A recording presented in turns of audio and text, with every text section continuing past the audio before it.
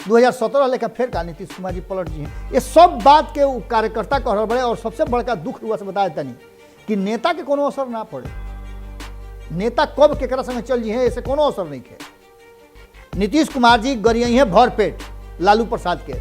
और देखो कि साँझ होते एक छिपा में लोग खाइल आ बिहान भैला घोषणा कर दिया कि हमने के एक संगे हो गई गठबंधन रेडी। नीतीश कुमार एगो बात समझ ली कि नीतीश कुमार मौका खोज रहा बाड़े भारतीय जनता पार्टी के बैकफुट पर ले जाके और बदला लेवे के 2020 वाला। नीतीश कुमार के तीर ऐसा निशाना पर लागल बा कि जना से कतने लोग घावाहिर हो जाई। भले नीतीश कुमार के विरोधी होकर से समर्थक होकर, लेकिन नीतीश कुमार के रणनीति ऐसा काम करेलन कि मैंने समझ ली कि बात ललन सिंह भी कह चुकल बा बहुत पहले कि होम्योपैथिक दवाई हो धीरे धीरे असर करेगा। असर आ गई बा। जहां उपेंद्र कुशवाहा डिमांड कर दिले केंद्र से कि बताओ का कौना मद में तू कितना पैसा दिला ओकरा में का भइल। यह बात के जवाब कहीं ना कहीं सदन में लोकसभा में चर्चा के विषय बन गई। यानी जीतन राम मांझी जो बोल ले ओकरा पर सपोर्ट भी भइल। और राष्ट्रीय जनता दल के कई गो नेता जीतन राम मांझी के बयान पर अपन प्रतिक्रिया दे दिले बारे। और संगे संगे वो प्रतिक्रिया में जदयू के लोग भी बा। जदयू के लोग भी के भी कहना बा कि जीतन राम मांझी ऐसा तो कोनो बात नहीं कह दिले, ब्राह्मणवाद के विरोध तो हमनियों के करी। नीतीश कुमार जब लालू प्रसाद के छोड़ के जौना भारतीय जनता पार्टी के कहले रहन कि माटी में मिल जाई भाजपा के संगे ना जाई, वो भारतीय जनता पार्टी के संगे गलबहियाँ करता। वो कार्यकर्ता के सोची, वो संजय सिंह के सोची जो जम करके सुबह उठत रहन तो उनकर भोर होत रहे। एक गिलास पानी से पहले एक बोरसी या एक खांची कहीं तो उहिल देते रहन सुशील मोदी पर। रोज नियम हो गई रहे कि भोरे भोरे उठते सुशील मोदी के भजन गावत रहन, सुशील मोदी के भर पेट हिक भ अपन उल्टा पुल्टा कहत रहन। वही सुशील मोदी के संगे मात्र 20 महीना के अंदर में उनका जाए के पड़ल। और वही सुशील मोदी के साथे खड़ा होकर के लालू प्रसाद के गरियावे के पड़ल। सोच सकता नहीं कि का स्थिति है।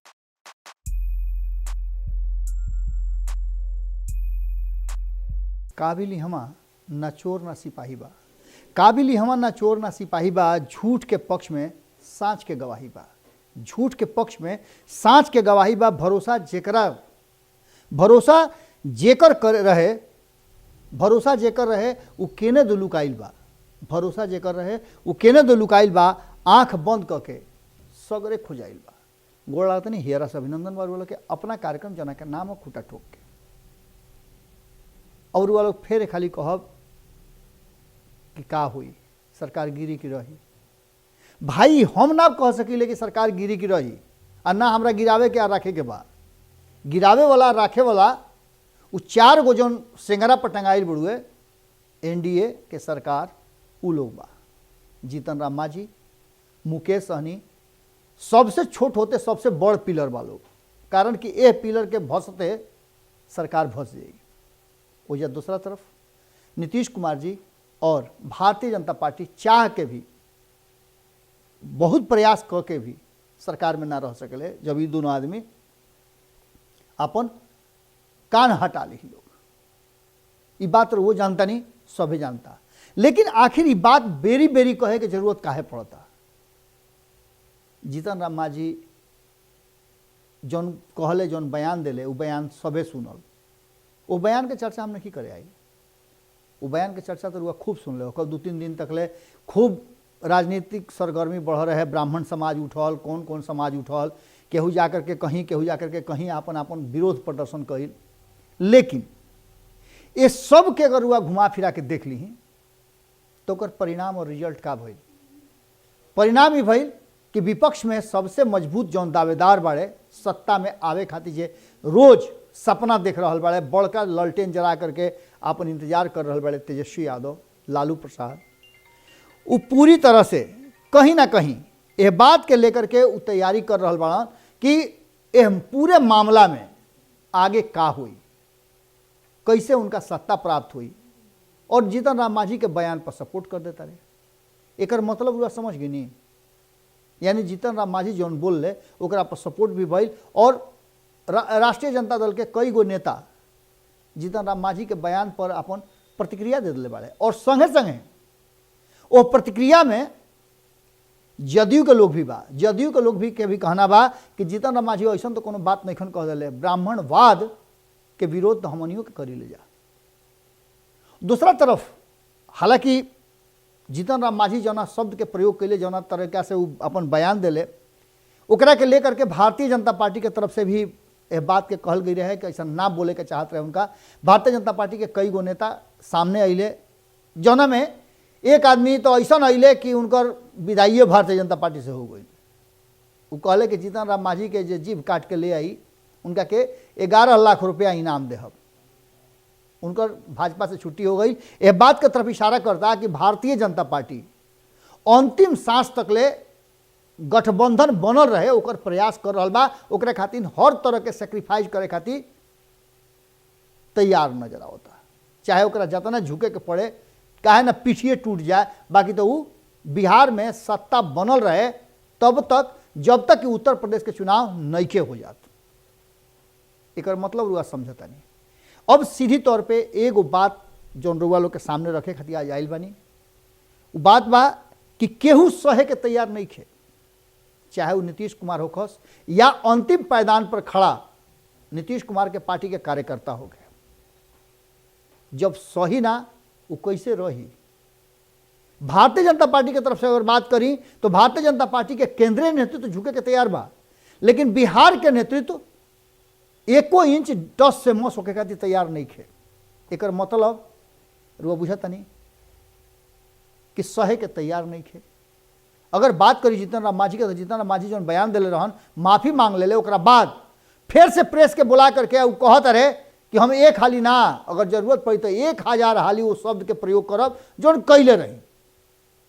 हम पूजा पाठ वाला जे ब्रह्म ज्ञान जानेला ओको ब्राह्मण के बात करता नहीं, ओह ब्राह्मण के हम सम्मान करब, बाकी तो मीट मुर्गा मछली खाए वाला के सम्मान ना करब।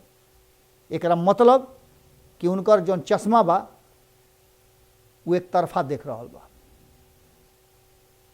रुआ जानता नहीं कि ब्राह्मण में भी कई तरह के लोग होला, कई तरह के ब्राह्मण के अलग अलग खंड में बटल बा। बहुत सारा लोग के शुभ और शुभ सब कार्य में मछली के भोज होला। यानी कि जीतन राम मांझी कहल का चाहता रहे, वो खुद ए बात से पूरी तरह से संतुष्ट या फिर अटल नहीं खन। अब ये सब बात पर नईखे सहे के तैयार केहू, तो एक मतलब सीधे बड़ुए कि खेल बरियार हुई, ऐसे कोनो इनकार हुआ मत करब। एगो बड़ा बढ़िया कहावत बा कि जौन छौरी लैया लगौलस फिर तब बैठ के देखे। यानी कि एगो सीधा बात समझ ले कि ये मामला आयल कहाँ से।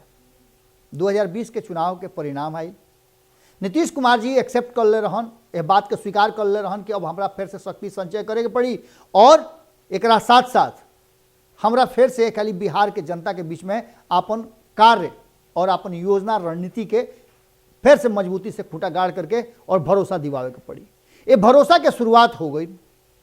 नीतीश कुमार जी मुख्यमंत्री बन गए, भारतीय जनता पार्टी उनका साथे समझौता करलस और सरकार चले लागल। लेकिन यही बीच में उपेंद्र कुशवाहा के वो बयान आ जाता, बिना खुद मन के, ना ओकर चर्चा रहे ना कोनो बात रहे। कारण कि उपेंद्र कुशवाहा के बात के जानकारी बा कि नीतीश कुमार सीट खाली ना करी है तो उनकर दाल या गले वाला नहीं खे। यानी कि बिहार में उनकर कोनो आगे के रणनीति काम ना करी, और उनका साथे आवे वाला लोग जो RLSP से आई रहे, उनमें से कितना लोग के उनका भीड़ रुआ देखा नहीं। 90% लोग या तो समझ ली कि राजनीति से संन्यास लेवे के सोच रहा बा, या फिर कहीं दूसरा जगह चुपचाप मुड़ी गोद के अब बैठल बा कि आज ना काल उपेंद्र कुशवाहा का फैसला करता रहे। तो उपेंद्र कुशवाहा फैसला का करी है? उपेंद्र कुशवाहा के जो फैसला करे के रहे वो फैसला कर ले, RLSP के विलय कर ले, यह बात से रुआ इनकार ना कर सकीले। अब ऐसा स्थिति में के बा कि उपेंद्र कुशवाहा के पूरा पार्टी के छोट से लेकर बड़ कार्यकर्ता तक समायोजित करी, जौना पद पर रखले रहन तौना पद पर रखी। ये संभव ही नहीं। क्या ना उतना उपेंद्र कुशवाहा के करे के मादा भी बा। कारण कि रुआ जानता नहीं कि उपेंद्र कुशवाहा के अपने रुआ लोग के याद हुई कि शुरू में ही संपादक नमन मिश्रा जी ये बात के कहले रहन कि उपेंद्र कुशवाहा भले जितना नकारस लेकिन उनकर गटी बैठ गई बा और उनका एमएलसी के सीट मिली, मंत्री बनावे तक के बात चलत रहे। हो सकेला कि आवे वाला समय में बहुत जल्दी उनका के बिहार में मंत्री भी बनावल जा सकेला, लेकिन जो समायोजन के बात रहे उ उपेंद्र कुशवाहा के ताकत मजबूत हो जाए, ये बात जदयू के पुरान नेता और नीतीश कुमार भी ना चाहिए। नीतीश कुमार खातिर उपेंद्र कुशवाहा का करी हैं यह बात पर सभे के मंजूरी बा, लेकिन उपेंद्र कुशवाहा आपन कद काठी बढ़ा लेस यह बात खातिर केहू तैयार नहीं है, यानी समझौता करे खातिर केहू तैयार नहीं है। ये बात रुआ बड़ी बारीकी से समझ ली और यह बात के लेकर के ये लैया जो लगावल हो उपेंद्र कुशवाहा के, उपेंद्र कुशवाहा ना प्रधानमंत्री के राग छेड़ते, ना नीतीश कुमार के प्रधानमंत्री बनावे के बात कहते आ ना ही खेला गड़बड़ाई। भारतीय जनता पार्टी के जैसे नीतीश कुमार के बर्दाश्त नहीं है कि बिहार में केहू नीतीश कुमार के आंख दिखा देवे, वैसे ही केंद्र में प्रधानमंत्री खातिर केहू के उम्मीदवार बता देवे और ओकरा के कैसे भारतीय जनता पार्टी बर्दाश्त कर दी। वो तो भारतीय जनता पार्टी बिहार में सरकार मत गिर जाओ यह चलते गुमी सधले वाले, लेकिन भीतरे भीतर खिसिया के दांत किटकिटावता और ये दांत किटकिटावल हुआ कई हाल देखले भी हो। खब बात यही तक नहीं है। उपेंद्र कुशवाहा एक से बड़ लैया लगा दिले। ये मामला भी रहले रहे तब तक जातीय जनगणना के बाद बिहार के विशेष राज्य के दर्जा के डिमांड भइल और बिहार के विशेष राज्य के दर्जा के संगे संगे उपेंद्र कुशवाहा केंद्र से मांग दिले कि तू बताओ ना भाई कि का बिहार खातिर कौना मद में कितना पैसा दिले बड़ो। बात यही तक रही तो कोनो बात ना रहे। भारतीय जनता पार्टी एक और जवाब देवे के शुरुआत कर दिले रहे, लेकिन नीतीश कुमार के तीर ऐसा निशाना पर लागल बा कि जना से कितने लोग घावाहिर हो जाई। भले नीतीश कुमार के विरोधी होकर या समर्थक होकर, लेकिन नीतीश कुमार के रणनीति ऐसा काम करेलन कि वो मैंने समझ ली कि बात ललन सिंह भी कह चुकल बा बहुत पहले कि होम्योपैथिक दवाई हो धीरे धीरे असर करेला। असर आ गई बा। जहाँ उपेंद्र कुशवाहा डिमांड कर दिले केंद्र से कि बताओ का कौना मद में तू कितना पैसा दिला, ओकरा में का भइल, यह बात के जवाब कहीं ना कहीं सदन में लोकसभा में चर्चा के विषय बन गई। और जैसे ही गिरिराज सिंह नीतीश कुमार के सपोर्ट में खड़ा भइले और बिहार के विकास के बात लगले करे, तो राजीव प्रताप रूढ़ी सामने खड़ा होकर के उनका के बात के बीच में रोक दिले और साफ तरीका से उनका कहना रहे कि नीतीश कुमार में, एक पहले भी वो कह चुका रहा कि नीतीश कुमार के पास नीति नहीं है जना से निवेश नहीं के होत और बिहार पिछड़ल जाता। जबकि नीतीश कुमार और उपेंद्र कुशवाहा लगातार एक बात के डिमांड कर रहा बाड़े कि बिहार के विशेष राज्य के दर्जा दिहल जाओ। अंतिम राज्य जौन बा उत्तराखंड जना के विशेष राज्य के दर्जा दिहल गई रहे और आज उत्तराखंड में रुआ लोग पहले भी बतौले रही कि हम खुद देख के आवतानी कि उत्तराखंड में जौन विकास के गंगा बैतरनी बह रहा बा भाई गजब के लगातार ओजा विकास हो रहा बा और पर्यटन इतना बड़ा उद्योग हो गई बा कि हम तो यहाँ तक देखनी कि लोग अपना घर के होटल बना के मोटल बना करके और लोग सैलानी के पर्यटक के अपना घर में रखे खातिर व्यवस्था करता, खियावे पियावे से लेकर के बेहतर हॉस्पिटलिटी लोग कर रहा बा। रुआ भी कभी कभी जाए के मौका मिले तो खाली उत्तराखंड जरूर चल जाई और जा करके देखब कि कितना उत्तराखंड में ऐसे जाम लग रहा था लोग के और हर तरह के सुविधा डेग रुआ एगो पान चाह के दुकान पर चल जाए ओजो रुआ पर्यटन के उद्योग के रूप में नजर आ जाई। अतना ओजा मैंने विस्तृत रूप से व्यवस्था हो रहा बा। अगर सोच ली तो का संभव नहीं है। नीतीश कुमार जी वो चीज के लेकर के गई बाण रुआ पतेबा चंपारण के यात्रा पर गई बाण और ओजा कैबिनेट के बैठक हो रहा बा। ओजा पर्यटन के बनावे के पर्यटक के ओजा लुभावे खातिर व्यवस्था हो रहा बा। लेकिन ये सब में जौना तरीका से राजनीति हो रहा बा ये बात के तरफ साफ इशारा कर रहा बा कि नीतीश कुमार जी तनिको सहे के झुके के तैयार नहीं खन। और ऐसा स्थिति में जीतन राम मांझी के जौन बयान आयल बा, मुकेश सहनी जौना तरीका से अपना रणनीति के साथ चल रहा बा, ये बात से इशारा साफ नजर आ रहा बा। और सबसे बड़ बात बा कि तेजस्वी यादव यह पूरे मामला में एकदम गुम्मी सधले बा, बीच में उठा तारन, नीतीश कुमार के 4 गो कमी निकाला तारन और निकाल करके चुप हो जाता। ये पूरे मामला में नीतीश कुमार एगो बात समझ ली कि नीतीश कुमार मौका खोज रहा बाड़े भारतीय जनता पार्टी के बैकफुट पर ले जाके और बदला लेवे के 2020 वाला। ये बदला लेवे खातिर कहीं ना कहीं एक बात तो नजर आवत हुई कि उनका टारगेट पर जे रहे ओकरा से पीछे ना हटस। रुआ देखने कि चिराग पासवान के कैसे तहस नहस कर दिले और अब नंबर जौन बा वो भारतीय जनता पार्टी के लाग गई बा। नीतीश कुमार वो दिशा में बहुत तेजी से आगे बढ़ रहा बा। भले रुआ नजर आवत हुई ऊपर ऊपर कि सब कुछ ठीक ठाक बा, लेकिन कुछ भी ठीक नजर नहीं खे आवत। रुआ लोग से बताओ तनी कि ऑफ द रिकॉर्ड बात बा कि एगो नेताजी से हम मिले खातिर गए रहनी है। नेताजी के स्पेशल लोग जो इर्द गिर्द उनका बा उ एह बात के संभावना व्यक्त कैले रहे और आग्रह कैले रहो कि नेताजी मिलल चाहता रहे। बड़ा नेता बड़े बिहार के, नाम तो ना बताई हम, बड़ा नेता बड़े बिहार के गईनी तो उनका के यहाँ बड़ा भीड़ लाग रहे, लोग अपना काम से आई रहे और एह बीच में लोग के समस्या के निदान भी करत रहन। लेकिन उनका से मिले आए लोग लगातार जब हमरा के देखल तो लोग ये पूछे लगल हमारे से बार बार कि बुझाता कि बाबा भस जाई, बाबा ये लोग के गतिये नहीं खे पता चल कौन मोती के लोग अमा गई बा, हमरा बुझाते नहीं खे सरकार रही कि जाइए बाबा।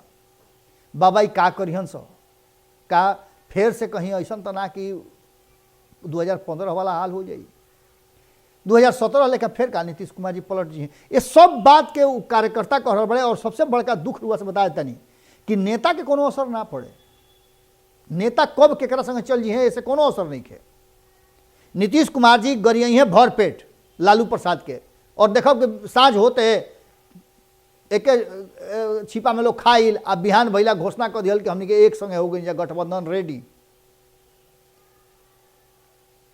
पुरान दोस्त दुश्मन क्षण भर में अलग हो जाले खाली स्वार्थ का ना सहेजला ना सहला के चलते।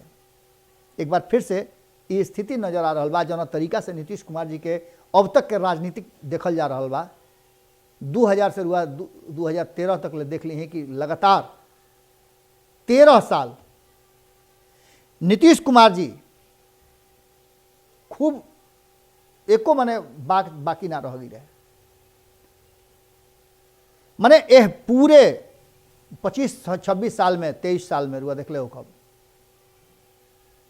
कि का कुल भई। 2013 में नीतीश कुमार जी जब अलग भइले एनडीए से तो लालू प्रसाद जो कट्टर विरोधी उनका रहन उनका साथी हो गई और बिना शर्त के समर्थन भी मिल गई।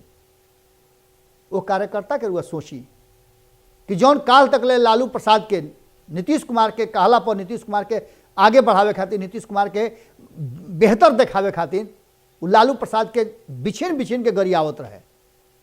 जब वो लालू प्रसाद के कार्यकर्ता के संगे खड़ा हुई और ओकरा लालू प्रसाद जिंदाबाद कहे के हुई तो ओकरा पर का बीतत हुई रुआ कभी सोचले बानी।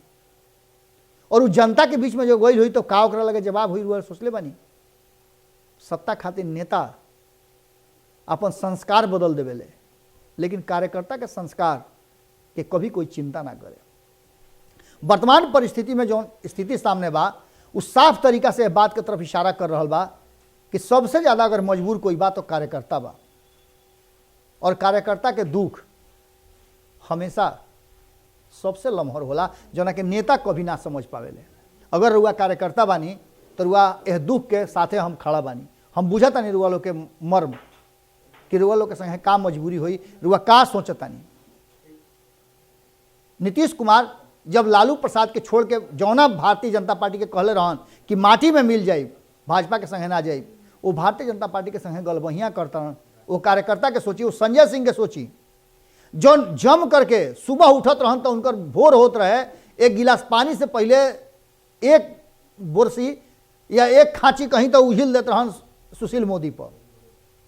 रोज नियम हो गई रहे कि भोरे भोरे उठते सुशील मोदी के भजन गावत रहन, सुशील मोदी के भर पेट हिक भ अपन उल्टा पुल्टा कहत रहन।